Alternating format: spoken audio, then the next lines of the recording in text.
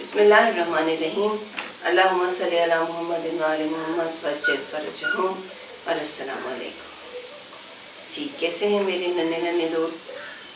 ماشاءاللہ بڑی اچھی انپٹس آ رہی ہیں، مجھے بہت اچھا رسپانس آ رہا ہے کہ آپ لوگوں کو بہت اچھی لگ رہی ہیں کہانیاں۔ آپ کا بہت بہت شکریہ۔ جہاں آپ میرا شکریہ ادا کرتے ہیں وہاں النور چینل کا بھی شکریہ ادا کریں، کیونکہ النور چینل یہ کہانیاں آپ تک پہنچا رہا ہے۔ آج ہے 13 رمضان المبارک، یعنی وہ دن کہ جس کے 2 دن کے بعد رسول خدا صلی اللہ علیہ وآلہ وسلم کے گھر ایک بچے کے پیدا ہونے کا دن آئے گا۔ جی، اور وہ بچہ کون ہے؟ وہ بچہ رسول خدا صلی اللہ علیہ وآلہ وسلم کا بڑا نواسا، جناب علی مرتضیٰ کا بڑا فرزند اور جناب فاطمہ الزہرا کا بڑا بیٹا۔ آپ ہی وہ ہیں جو امام حسین علیہ السلام کے بڑے بھائی ہیں۔ کوئی نام بتائے گا؟ جی بالکل، امام حسن علیہ السلام۔ پنجتن پاک میں آپ کا 4تھا نمبر ہے۔ آپ رسول خدا صلی اللہ علیہ وآلہ وسلم کی بیٹی جناب فاطمہ الزہرا اور آپ کے بھائی، آپ کے کزن، آپ کے چچا زاد بھائی، آپ کے بیسٹ فرینڈ امام علی علیہ السلام کے بڑے بیٹے ہیں۔ تو میں نے سوچا کیوں نہ ہم آنے والے ان 3 دنوں میں امام حسن علیہ السلام کے بارے میں کچھ بات کریں۔ کیا بات کریں؟ ہم یہ بات کریں کہ ان کی شخصیت سے، ان کی پرسنالٹی سے ہم کیا باتیں سیکھ سکتے ہیں، وہ کون سی چیزیں ہیں جو ہمیں انسپائر کرتی ہیں، جو ہمیں سیکھنی چاہیے ان سے۔ بے شک ہم ان جیسے نہیں ہو سکتے، لیکن جس طرح سے انہوں نے زندگی گزاری ہے اس میں ہمارے لیے کوئی نہ کوئی لیسن تو ضرور ہے۔ وہ لیسن کیا ہے؟ ہم ان کہانیوں سے کیوں نہ سیکھیں؟ تو میں نے سوچا کہ آج کی کہانی ہم وہاں سے شروع کریں جہاں سے پنجتن پاک کا تعارف شروع ہوتا ہے۔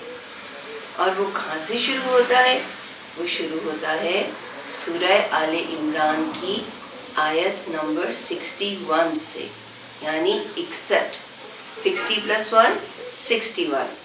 سورہ آل عمران قرآن کا 3را سورہ ہے، اور اس کی یہ آیت ہے جس میں اللہ تعالیٰ نے اپنے نبی سے کہا کہ کہہ دیجئے کہ وہ اپنے بیٹے اور آپ اپنے بیٹے، ہم اپنے بیٹے، وہ اپنی عورتیں ہم اپنی عورتیں، وہ اپنے نفوس ہم اپنے نفوس لے کر آتے ہیں۔ بے شک لعنت ہے جھوٹوں پر۔ اسے کہا جاتا ہے آیہ مباہلہ، اور پنجتن پاک کے تعارف کے لیے اس سے زیادہ خوبصورت آیت قرآن میں شاید ہی کوئی اور ہو۔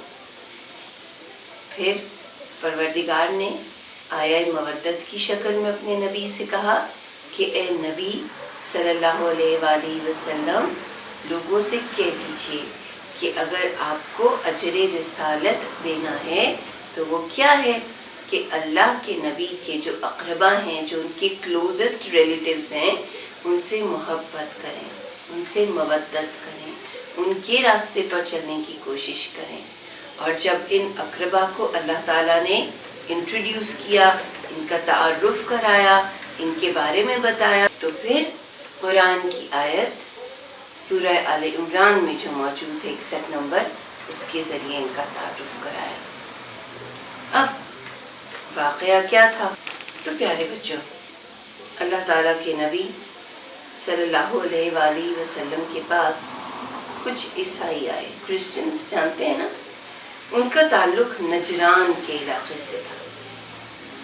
انہوں نے آ کر ہولی پروفٹ صلی اللہ علیہ وآلہ وسلم کو چیلنج کیا اور ان سے کہا کہ ہم آپ سے بیٹر ہیں، آپ سے بہتر ہیں۔ تو اللہ کے نبی نے ایک طرح سے ان کو دکھانے کے لیے، کوئی مقابلہ تو کرنا نہیں تھا، کہ اللہ تعالیٰ جس کو عزت دیتا ہے وہ عزت اللہ تعالیٰ کی طرف سے ہوتی ہے، اور پھر اسے کوئی چیلنج نہیں کر سکتا۔ تو اللہ تعالیٰ نے اپنے پروفٹ سے کہا کہ اب ان کا جواب تلوار نہیں ہے، جنگ نہیں ہے، بلکہ آپ نے انہیں دکھانا ہے کہ ہولی پروفٹ صلی اللہ علیہ وآلہ وسلم اور ان کے اقربا، ان کی فیملی اتنے عظیم ہیں کہ ان جیسا کوئی بھی نہیں ہے، ان کا مقابلہ کوئی کر ہی نہیں سکتا ہے. تو اللہ کے نبی کو کہا گیا کہ آپ اپنے گھر کے بیٹے لے کر جائیے، آپ اپنی گھر کی عورتیں لے کر جائیے، اور آپ اپنے نفس لے کر جائیے. نفس مینز جو آپ جیسے ہوں، آپ سے ریزمبلنس رکھتے ہوں، پروفٹ نہ ہوں لیکن آپ کی عادتیں، آپ کی کردار، آپ کی پرسنالٹی سے انسپائرڈ ہوں. تو اللہ کے پروفٹ نے کیا کیا؟ آپ جانتے ہیں یہ تاریخ کون سی تھی؟ یہ تاریخ تھی 24 ذی الحج، 24 ذی الحج. ذی الحج آخری مہینہ ہے نا، اس میں حج کیا جاتا ہے. تو یہ ہے تاریخ 24 ذی الحج کی، 24 ذی الحج کی.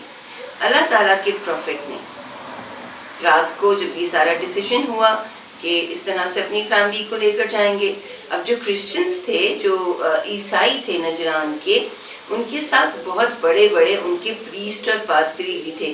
جس طرح ہمارے علماء ہوتے ہیں اس طرح سے ان کے پریسٹ ہوتے ہیں، فادرز ہوتے ہیں، جو ان کے کرسچن چرچز میں لوگوں کو بتایا کرتے ہیں. تو وہ لوگ بھی موجود تھے. انہوں نے رات کو یہ ڈیسائیڈ کیا کہ صبح ہم دیکھیں گے کہ کون ہولی پروفٹ کے ساتھ آتا ہے. اگر تو وہ کوئی ایسے لوگ ہوئے جو جنگجو ہوئے، جنگ کرنے والے ہوئے، تو اس کا مطلب کیا ہے کہ اللہ کے نبی سے زیادہ ہم اسٹرانگ ہیں اور وہ ہم سے ڈر گئے. لیکن اگر ان کے ساتھ کوئی ایسے لوگ آئیں جو نورانی ہوں، جن کی پرسنالٹی سے ہم ان کو دیکھ کر ہی امپریس ہو جائیں، تو پھر ہم مباہلہ نہیں کریں گے. اللہ کے نبی نے مکہ سے، مدینہ سے تھوڑی سی دور ایک جگہ کا انتخاب کیا اور وہاں پر آپ گئے. جب آپ وہاں پر گئے تو آپ جانتے ہیں آپ کے ساتھ کون تھا؟ جی، رسول خدا صلی اللہ علیہ وآلہ وسلم سب سے آگے تھے. ان کی گود میں امام حسین علیہ السلام تھے. ان کی انگلی پکڑ کر چل رہے تھے امام حسن علیہ السلام. رسول خدا صلی اللہ علیہ وآلہ وسلم کے پیچھے پیچھے تھیں جناب فاطمہ الزہرا، اور جناب فاطمہ الزہرا کے پیچھے تھے جناب علی مرتضیٰ. بالکل ویسے ہی ترتیب تھی جیسے قرآن میں بتایا گیا. آپ کے بیٹے، آپ کی عورتیں اور آپ کے نفوس، آپ کے نفس. اللہ تعالیٰ کے نبی ان سب کو لے کر جب اس مقام مباہلہ پر پہنچے تو دیکھنے والوں نے جو عیسائی تھے ان کو غور سے دیکھا اور پھر کہنے لگے ہم ان سے مباہلہ نہیں کر سکتے. ان عیسائیوں کا جو بڑا پریسٹ تھا، جو بڑا چرچ میں، جو بڑا ان کا فادر تھا، جو بڑا ان کا راہب تھا، اس نے کہا ہم ان سے مباہلہ نہیں کرتے کہ مجھے ان کے ساتھ وہ چہرے نظر آ رہے ہیں جو اگر بددعا کے لیے ہاتھ اٹھا دیں تو یہ پہاڑ اپنی جگہ سے ہل جائے. اس لیے بہتر ہے کہ ہم اس مباہلے سے باز آ جائیں. وہ عیسائی اللہ کے نبی کے پاس گئے، ایکسکیوز کیا اور پھر کہا کہ ہم اس بات کی تصدیق کرتے ہیں کہ آپ لوگوں جیسا عظیم اور کوئی نہیں ہے. یہ وہ چھوٹا سا خوبصورت واقعہ ہے جو ہمیں بتاتا ہے کہ اللہ کے پروفٹ کا اللہ کے نزدیک کیا مقام ہے. ہر کوئی اللہ تعالیٰ کے پروفٹ کا ریلیٹیو نہیں ہو سکتا. ہر کوئی اللہ تعالیٰ کے پروفٹ سے محبت نہیں کر سکتا. یہ ایک گفٹ ہے جو اللہ تعالیٰ کسی کسی کے دل میں ڈالا کرتا ہے. اب کہنے کو وہ عیسائی تھے لیکن وہ اپنی بائبل میں پڑھ چکے تھے کہ ہولی پروفٹ کون ہوں گے، ان کی فیملی کیسی ہوگی. اسی لیے انہوں نے سچ بات کا ساتھ دیا. ہم بھی مسلمان ہیں اور ہم پر تو زیادہ ذمہ داری عائد ہوتی ہے کہ ہم اللہ کے نبی اور ان کی فیملی پر اور ان دوستوں پر جو اللہ کے نبی کے مددگار رہے درود و سلام بھیجتے رہیں. چاہے وہ کوئی بھی ہو، جس نے بھی اللہ کے نبی سے محبت کی، ہمیں چاہیے کہ ہم ان کی زندگی سے بھی محبت اور مودت کا سبق حاصل کریں. یہی وہ نعمت ہے جو ہمیں گناہوں سے محفوظ رکھ سکتی ہے اور جنت کی طرف لے کے جا سکتی ہے۔ پروردگار عالم ہم سب کو جب اس دنیا سے اٹھائے تو اس حالت میں اٹھائے کہ ہم اہل مودت میں سے پہچانے جائیں۔ آپ سب کا یہ کہانیاں سننے کا بہت بہت شکریہ۔ پروردگار آپ کے لیے رمضان المبارک کو برکتوں، رحمتوں اور سعادتوں کا مہینہ بنائے۔ پھر ملتے ہیں کل انشاءاللہ ایک نئی کہانی کے ساتھ۔ تب تک کے لیے اللہ حافظ۔